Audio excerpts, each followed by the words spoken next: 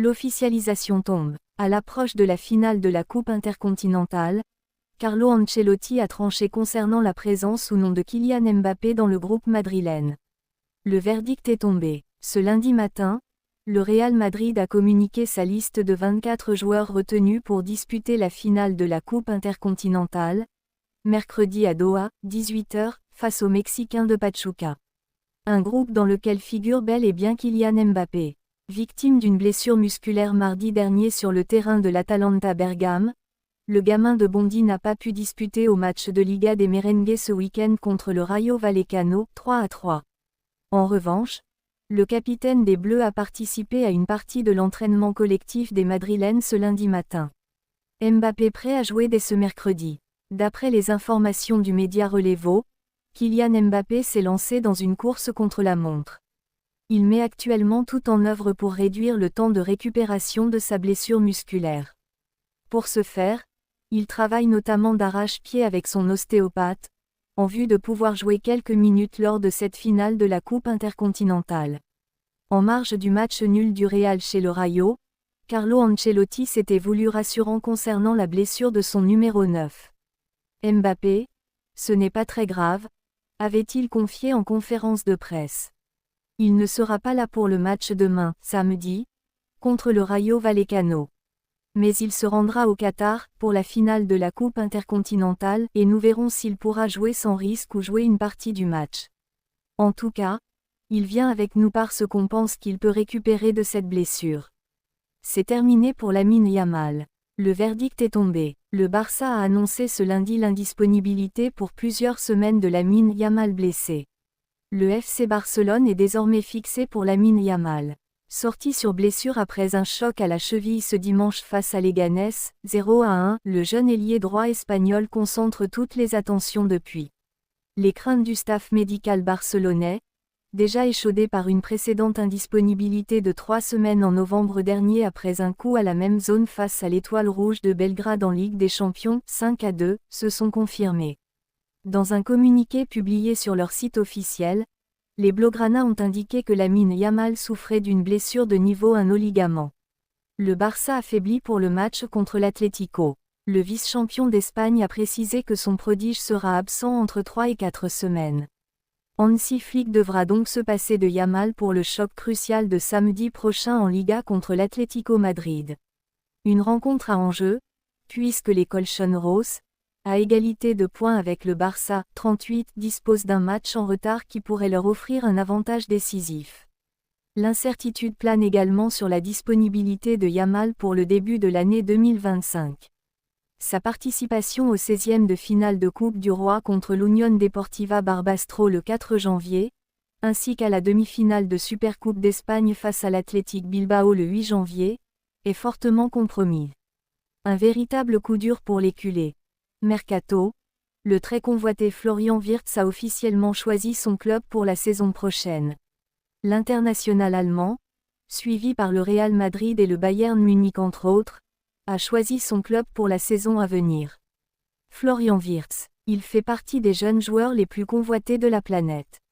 Il faut dire que du haut de ses 21 ans, Florian Wirtz n'est pas qu'une simple pépite ni un gros joueur en devenir, c'est déjà une référence à son poste et cela fait plusieurs saisons qu'il brille sous les tuniques du Bayer Leverkusen et de la sélection allemande. Forcément, il était convoité par plusieurs gros clubs. Depuis des mois déjà, on annonce en Allemagne un intérêt plus que prononcé du Bayern Munich pour ses services. Mais aussi du Real Madrid, prêt à passer à l'attaque dans un avenir proche. Les cadors de Première Ligue ont aussi été annoncés, avec plus ou moins d'insistance, comme possible destination du fantasque milieu de terrain germanique. Jusqu'aux révélations fortes de la presse allemande ce dimanche. Un gros coup pour Leverkusen. Kicker expliquait ainsi que Wirtz pourrait finalement rester du côté de Leverkusen. Une tendance que ce même média confirme ce lundi, sans aucun doute désormais. L'international allemand a déjà prolongé son contrat avec le champion d'Allemagne en titre. L'accord est total et a été scellé, sur papier. Sous contrat jusqu'en 2027, Wirtz a prolongé au moins d'une saison selon le média allemand. Une très bonne nouvelle pour le Bayer Leverkusen, qui risque déjà de voir Xavi Alonso quitter son banc de touche, et de voir un taulier comme Jonathan Tah faire ses valises s'il ne prolonge pas son contrat d'ici la fin de saison. Wirtz deviendra sans surprise le joueur le mieux payé de l'équipe, et il a décidé de rester en signe de gratitude envers Leverkusen. L'histoire d'amour est donc loin d'être terminée. Benzema de retour au Real Madrid en 2025, c'est possible. Le Français songerait sérieusement à prendre sa retraite du football l'été prochain, pour ensuite revenir au Real Madrid. Raccrocher les crampons est l'une des décisions les plus délicates pour un footballeur. Certains joueurs, souvent la majorité, prolongent leur parcours jusqu'à ce que leur corps les pousse hors du terrain. D'autres, comme Kroos, préfèrent partir en pleine forme, évitant la sortie par la petite porte. À 36 ans, Karim Benzema se trouve à ce carrefour. D'après le média Relevo, l'attaquant français envisage une retraite dès 2025, à la fin de la saison actuelle, même si rien n'est encore décidé. Après une saison et demie à Al-Ittihad, Benzema ressent l'érosion du quotidien. Les entraînements du soir, imposés par les fortes chaleurs, et la routine du football l'usent davantage que les 90 minutes sur le terrain. À cela s'ajoute une fatigue mentale liée à des débuts difficiles en Arabie Saoudite. Son adaptation n'a pas été simple, critiques envers le club, fermeture de son compte Instagram, licenciement de l'entraîneur Nuno Espirito Santo, puis tension avec son successeur Marcelo Gallardo. Ce dernier avait même exigé son départ avant de voir son propre contrat résilié. Malgré ces turbulences, la situation s'est stabilisée. Installé dans un luxueux hôtel particulier et épaulé par Laurent Blanc, Benzema a retrouvé ses marques. Avec 10 buts en 11 matchs, il est l'un des meilleurs buteurs du championnat, rivalisant avec Cristiano Ronaldo et Mitrovic. Mais cette réussite ne l'empêche pas de réfléchir à ses adieux, une possibilité qui fait déjà l'objet de discussions internes à Al-Ittihad. Si le club s'attend plutôt à un départ en 2026, à l'échéance de son contrat, une retraite en 2025 ne serait pas mal vue. Cela permettrait d'économiser son salaire astronomique de 100 millions d'euros et de le maintenir comme ambassadeur du club et de la Ligue. Benzema lui-même semble déjà évoluer vers ce rôle, déclarant à GQ : « Ici, je ne suis pas seulement un footballeur, je suis aussi un ambassadeur, chargé d'attirer de grands joueurs et d'élever le niveau du championnat. » Pour l'instant, son avenir immédiat est à l'Est. Mais à long terme, Benzema se voit revenir au Real Madrid, où il aurait déjà trouvé un accord pour devenir ambassadeur mondial du club, notamment dans le monde arabe. Cette perspective s'appuie sur sa relation privilégiée avec Florentino Pérez, qu'il a toujours soutenu et considère Benzema comme son protégé. Ce retour ne serait pas seulement émotionnel. Pour le Real, intégrer Benzema dans un rôle d'ambassadeur serait un choix stratégique. Personne n'est mieux placé que lui pour promouvoir l'image du club en Arabie Saoudite, un marché en plein essor économique. Lors de la dernière Supercoupe d'Espagne, le club a déjà renforcé ses liens avec des entreprises saoudiennes, et la présence de Benzema pourrait amplifier cet impact. La soirée mouvementée de Vinicius qui dit au revoir à la Liga en 2024. Le Brésilien, après avoir reçu son 5e carton jaune en Liga, sera suspendu pour le prochain match face à Séville. Ainsi, son dernier rendez-vous de l'année 2024 se jouera lors de l'Intercontinental contre Pachuca mercredi. La soirée de Vinicius à Vallecas a été particulièrement mouvementée. Remplaçant au coup d'envoi, il est entré en jeu en seconde période pour dynamiser l'attaque madrilène. Mais sa prestation a été marquée par une altercation avec l'arbitre, qui lui a valu ce fameux carton jaune synonyme de suspension. Déjà sur la corde raide physiquement, cette sanction met un point final prématuré à son année civile, son ultime apparition étant réservée au match de Doha. Pour ajouter à la controverse, une vidéo devenue virale montre Vinicius provoquant les supporters de Vallecas en mimant avec ses doigts une relégation en Segunda. Un geste malvenu dont il aurait bien pu se passer. Du côté des compositions, Carlo Ancelotti avait surpris en modifiant 3 postes par rapport aux 11 alignés à Bergame.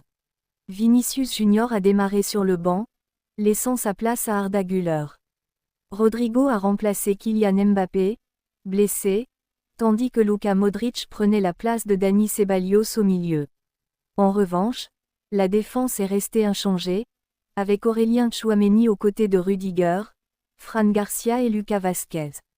Concernant Vinicius, sa mise sur le banc s'explique par une gestion prudente de son état physique.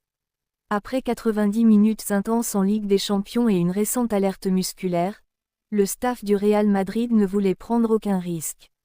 Même si le joueur souhaitait débuter, Ancelotti a choisi de le préserver et de le faire entrer à la 62e minute. Cependant, l'entrée en jeu du Brésilien n'a pas été de tout repos. Il a rapidement été averti pour avoir contesté une décision arbitrale.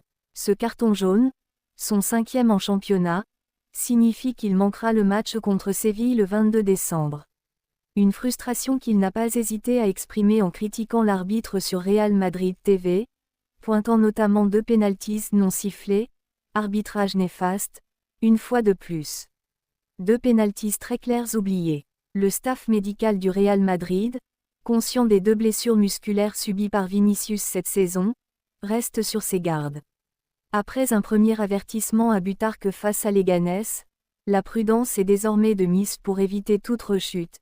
FC Barcelone, Pedri s'agace du manque de réalisme de son équipe. Pedri avec le maillot du FC Barcelone. Défait par Leganés 0-1, le FC Barcelone continue sa mauvaise série en championnat. Interrogé après la rencontre, Pedri n'a pas caché sa frustration sur les performances de son club. Un match difficile, pour être honnête. Il est impossible d'être heureux aujourd'hui. Je pense que nous avons commencé un peu endormis avec ce but. Nous avons repris nos esprits, nous nous sommes créés des occasions, mais il nous a manqué l'étincelle pour aller de l'avant et marquer des buts, a expliqué l'Espagnol visiblement agacé. Nous devons mieux entrer dans le match. Quand une équipe comme celle-là prend un but à l'extérieur, elle met beaucoup de monde derrière, nous avons eu des occasions. Nous devons être plus clairs devant le but si nous voulons gagner des matchs.